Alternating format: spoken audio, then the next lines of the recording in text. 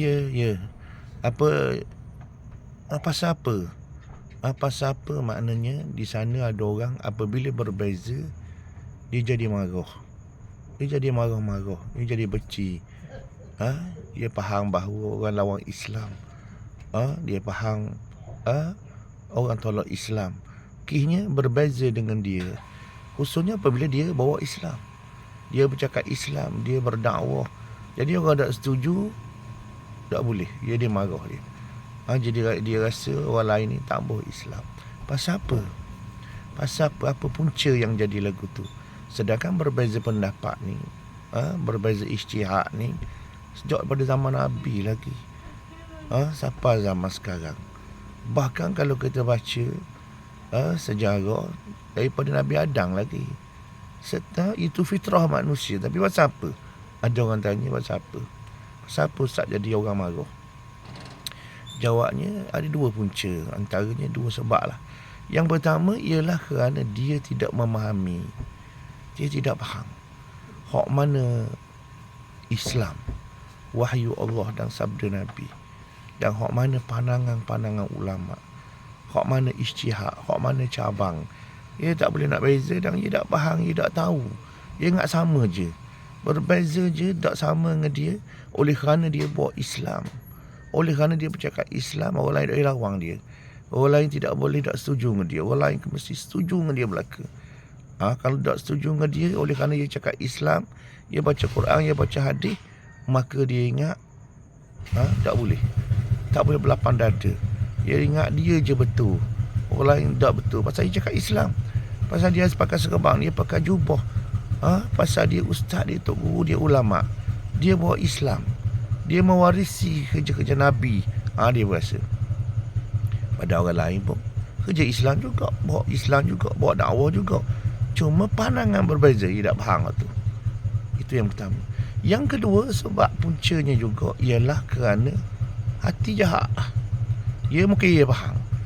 Dalam Islam ada ijma', ada yang cabang, ada yang qat'i, ada yang boleh berbeza ijtihad. Dia faham dah. Tapi nak paksa orang ikut dia belaka. Mungkin dia ada kepentingan. Jadi apa dia ada kepentingan, diri ke, kelompok dia ke, parti dia ke, mazhab dia ke, jemaah dia ke, maka dia nak paksa orang. Dia semua orang ikut dia. Semua ikut orang.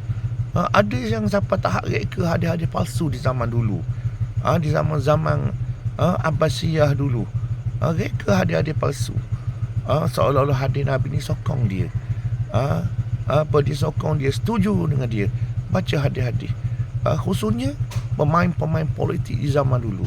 Dan termasuk juga mereka ni orang yang berniaga. Dia nak suruh untung, nak suruh semua orang beli barang dia. Jadi maknanya berbeza pendapat ni sepatutnya fitrah dah. Tuhan dah jadi.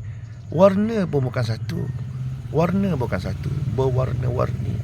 Bangsa bukan satu. Mazhab bukan satu. Parti bukan satu. Jemaah bukan satu. Masjid bukan satu. Negara bukan satu. Tuhan jadi dah maknanya warna-warni kehidupan.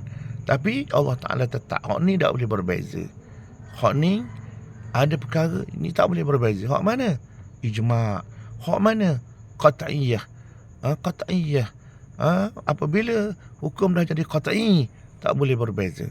Tapi apabila mari cabang, apabila mari furu', apabila mari bab ijtihad, apabila mari tajuk-tajuk cabang, sama ada dalam akidah, dalam fiqh, dalam politik, dalam parti, dalam jemaah, maka boleh. Maka boleh berbeza maknanya.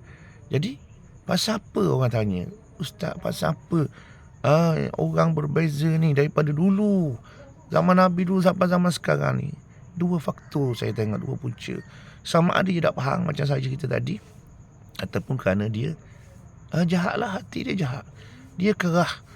Dia ada kepentingan. Dia nak suruh semua orang ikut dia. Jadi kita jangan. Kita tak buat ni. Kita nak Islam juga.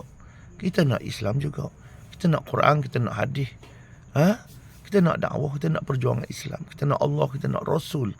Tetapi kita nak berlapang dada dalam perkara yang boleh berbeza. berlapang dada. Dalam perkara yang boleh berbeza, kita berbeza. Kita memaafkan. Kita tasamuh. Kita maknanya kita tak jadi marah-marah. Kita tak marah-marah. Kita tak setuju pun itu hak kita. Kita setuju hak kita. Orang lain begitu juga setuju, tak setuju, itu hak mereka. Jadi kita nak ialah Allah sebut innamal mu'minuna ikhwah. Sesungguhnya orang-orang yang beriman itu bersaudara. Bersaudara imaniyah ini lebih besar daripada mazhab dan parti lagi, kerana ia datang daripada wahyu Allah Subhanahu wa taala. Allah